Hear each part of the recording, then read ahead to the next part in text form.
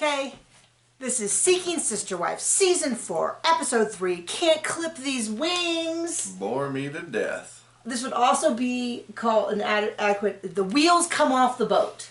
Because this seems to be... Those boats don't have wheels. Wheels come off the truck. They have like a steering wheel, does that count? No. Anyway, let's start with City and the Magician. City and the Magic. So he has been on he was in the last season. We saw them. It was just so funny because so this is one of the ones where he had a wife, he got a second one. The first one, I don't understand. We were so happy. It was such a great life. And Clearly everybody was so happy that the first one left. Yeah, the first one's like, this is not what I signed up for. He's got 3 children, 2 of them living with him. We saw Tasha before. He might be, we call him the Magician.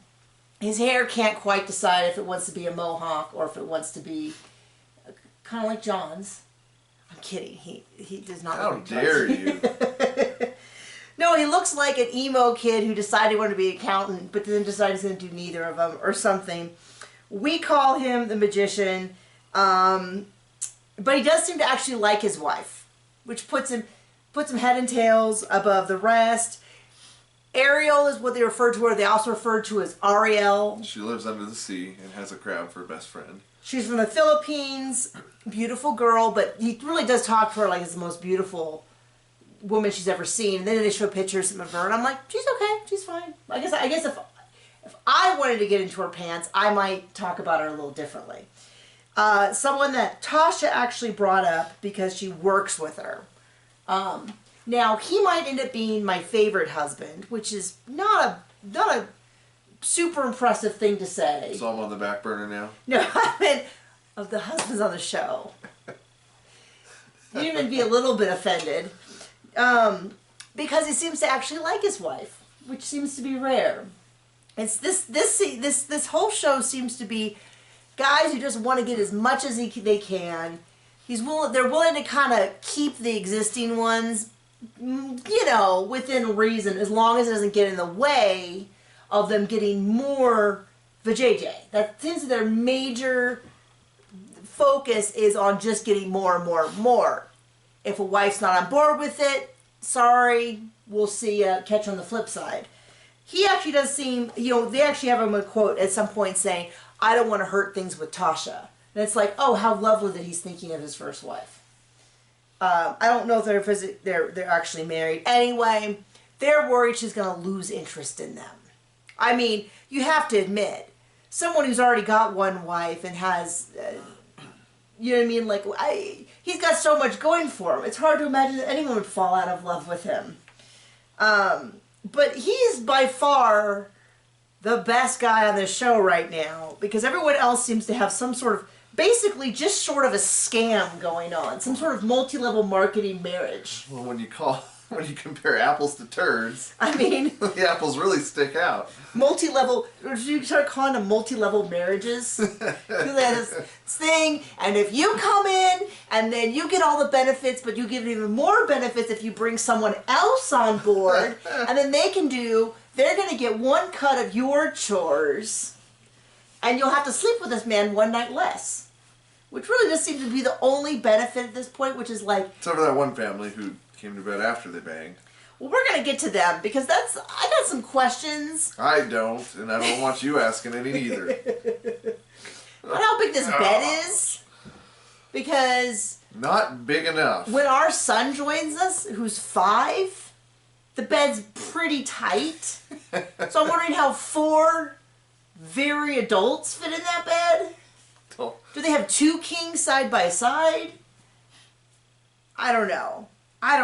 My son gets up too close to me and I sleep on my side. I wake up, I am wrecked for days. My back's all screwed up, my shoulders are screwed up, my arm, I couldn't do this with my arm because I was sleeping all funny on it. Anyway. That's just called getting older. Okay, I know. Tell you what though, this family, the Davises, not spring chickens here. That is the interracial couple who they're dating Danielle, who is 22. Last episode, he takes her on a date where his wives, who are the only ones who work, paid for him to go buy burgers and fries, and then is like, hey, want to come back to my place? On their first solo date. And she's like, yes. And I'm thinking, how tough is the dating market out there that she's that excited? This has to be a daily case rate, babe. The daily rate. where it's about being on a reality show. That's what I feel like it is for the Merrifields, and we'll get to them eventually. Which ones are they? That's Crazy Eyes. Large wife, small wife, and black wife? Yep. Black Wife doesn't look like she's going to make Black Wife. Looks like she is already looking around and going, this is a terrible setup for me. Literally no benefit. And this is the guy you're offering in exchange for me cutting my work hours? Somebody who tucks their pants into their boots? I know. I'll tell you what. I gave him a hard time about being so offended about that. Commenters definitely... Now, I never said it was a good look. Commenters know. But they were like... John was offended, and the commenters agreed. Anyway, the Davises... He does it again this episode. The two wives was still the same day. Okay, so Davises, back to them. Back to the Davises. This is the one where both wives work. They make more than enough. Oh, we got it all covered. And they're like, oh, he's too much for me. And I'm like, I don't know that a huge sex drive and having to bang everything that moves is really one of those qualities that you're like, man, sure, he wasn't a nice guy, but he really banged everything that moved. And you really got to respect that. Like, that's not like being kind, generous, intelligent, hardworking, bangs everything that moves. Like, I don't know that I would put that on my pro list of things. Like, maybe. Anyway, they go out. And this is what I asked, which is if they're going to go bang in the family marital bed because they all sleep in one bed, which doesn't even sound comfortable. I mean, even in my wildest dreams that I was in love with two people, the idea of both of them in the same bed with me just sounds, like I would more dream of having my own bedroom. Lay diagonally across the bed, get up and cough in the middle of the night without somebody complaining that I woke them up. In case you want to know what our marital bed is like. Anyway, so they said they went and they had sex in this bed, and they slipped it in there. I mean, sorry. Literally. That the other two wives, April and Jennifer, put it off as long as possible, but eventually went and joined them in the bed so that they could sleep the way that they normally do. With an extra person. All I'm thinking is, well, I have some pretty crude thoughts about, like, new sheets. Okay. I mean, I got stuff I'm thinking about, like the logistics of how sex works and how there are now 4 people in this bed.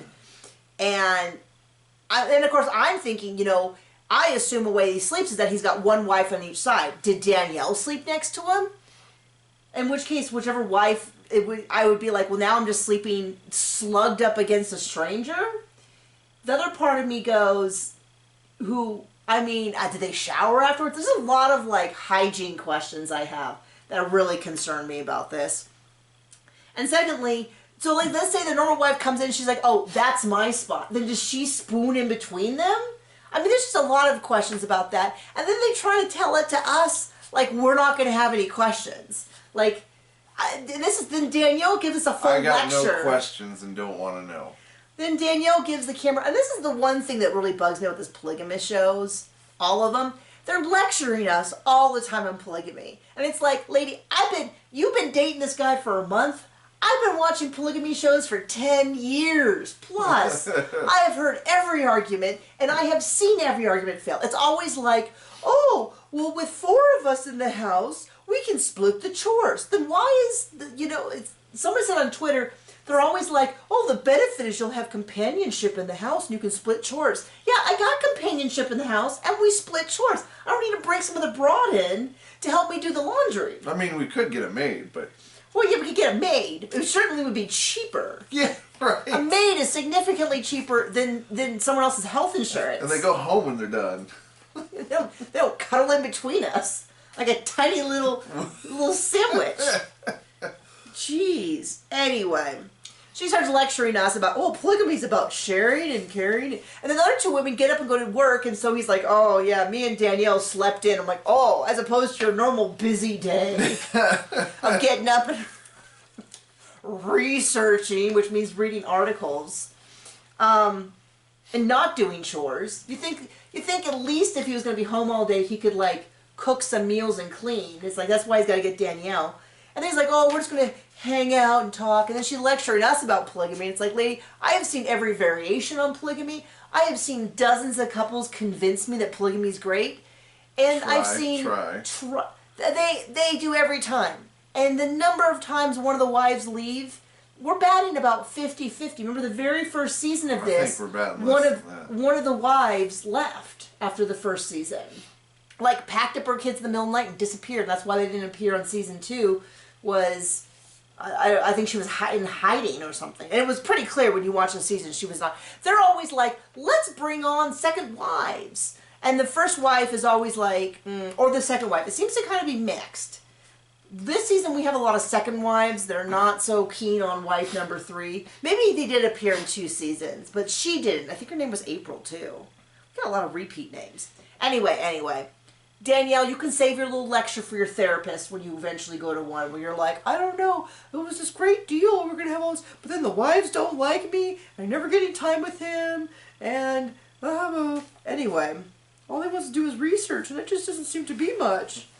Anyway, who do you want to do next? No one. Crazy Man or Epps? Well, sorry, Marcus is also crazy, but he's delusional in a different way. Merrifield's, they're both delusional. Let's do the Merrifields. We call him Crazy Eyes because he's always like, I don't know. There's something unnatural behind. We cut in. There ain't no soul behind them eyes. So we picked up Leah in LA.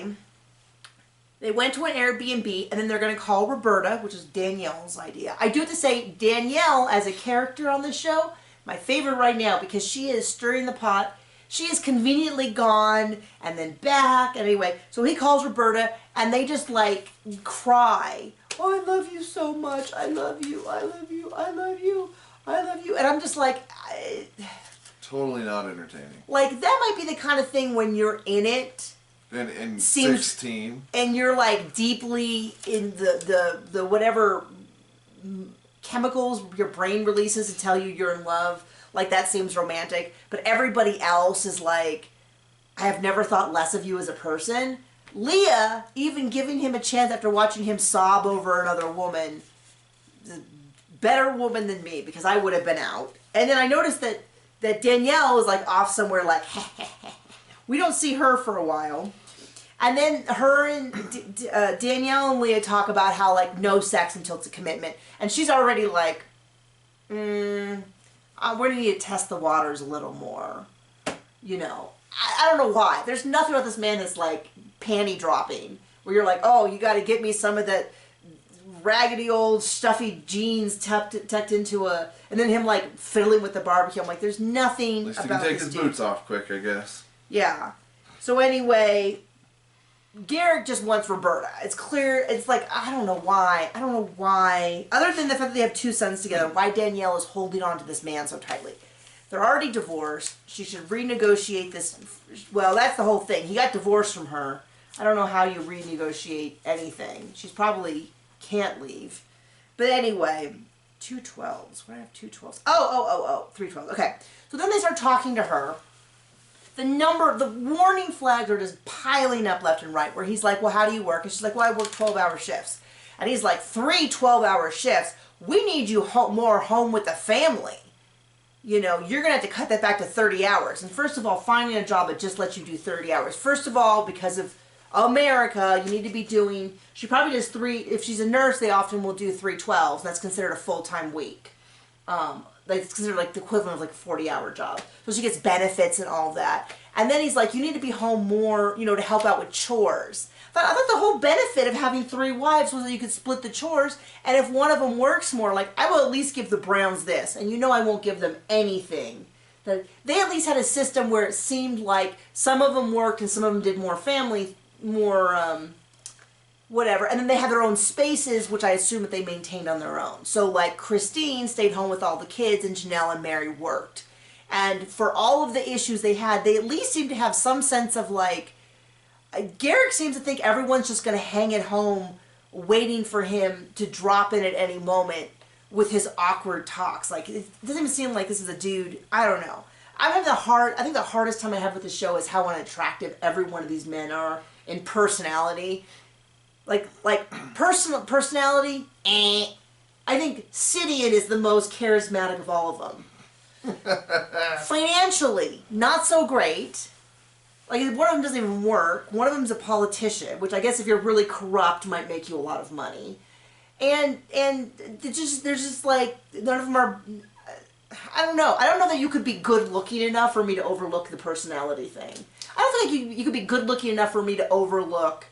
Sometimes I wish I was corrupt enough to be a politician. I don't think there's someone out there good looking enough for me to look past having a wife already. Like, I guess I'm just wired differently, because I think, man, if I want something in a husband, it's a husband who commits to me. I know. I guess I'm just selfish. Anyway, where were we? Oh, so then he's like, so she is like, you can see, and she is not hiding it. I don't blame her if she's not hiding it. She can't have sex with this guy or any kind of sexual relationship until they're committed. He's got one wife he's crying over. Clearly, however high up in the hierarchy you are, you're going to get knocked down when tiny, demure Roberta, Roberta and I are just so quiet, and okay, whatever. Yeah, because they don't speak the same language. Yeah. And I think he just sees her as his ideal, like, passive wife. Anyway, he doesn't want her to work. He wants her to, and she's got a son to support. They don't seem to be all eager about, like, oh, well, we'll pick up your son from school or anything. I mean, the idea of bringing a son and a child into the situation, to me, is just, like, terrible. So this is, anyway, I really hope this is just to get on TV and get some pay. Because I cannot imagine that there's any part of her who's looking at this family who's going, oh, this is a great fit for me. Anyway, he just wants all of his women just to stay on deck at all times so that he can come and be boring at them. That's my takeaway. This is probably, I wonder, I get a couple of down votes every time. People just might not like us, which is very, very, very possible. But I always wonder if maybe they do a little... Who's us? Me. Anyway, so I always wonder if it's one of these families that goes and looks and sees what people think and then hear what I think. And I don't think that you're necessarily bad people. I think that the choices you are making in life are about as awful as you can get, and we can all see it, and we all know that you're playing make-believe with, like, this weird, like... It's why you're on TV, because nobody looks away from God wants me to be a terrible husband to 3 women, not just one. That's what God's will is for my life, is to be terrible to as many people as possible. Get them all in the bed. And the last one is the Epps, who... This is, to me, the one that's the biggest mess, because they never really decided to be polygamous. Oh, this is the politician, right? This is the politician with their entirely black family.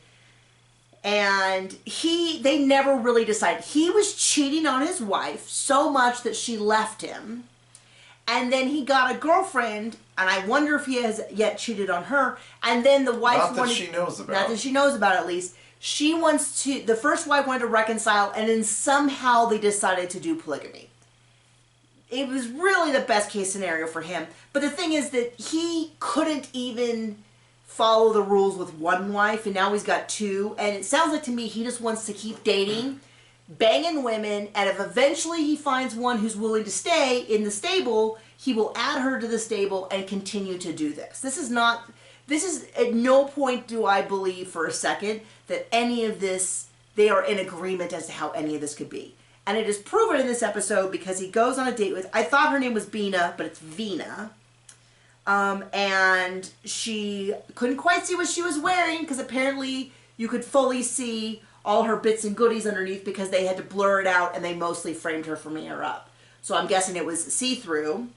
I mean, nothing to do with. This situation he has only been 2 years. So he was with Taryn for, I think he said 14, maybe 17, something like that, a long, long, long time.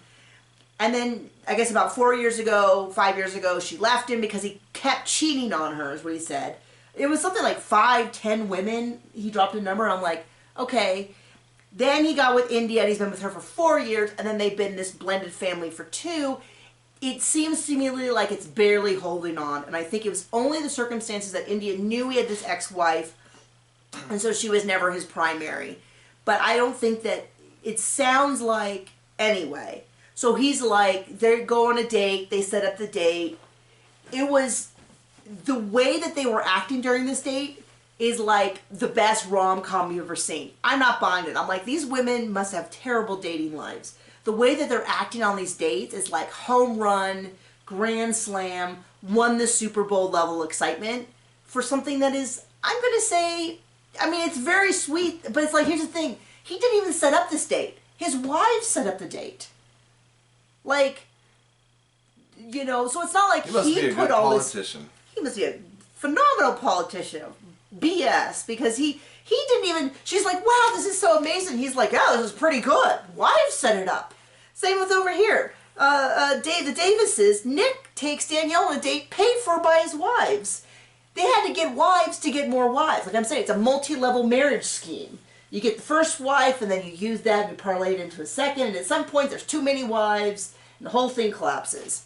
Anyway, broke, and everyone's broke. Anyway, he comes back.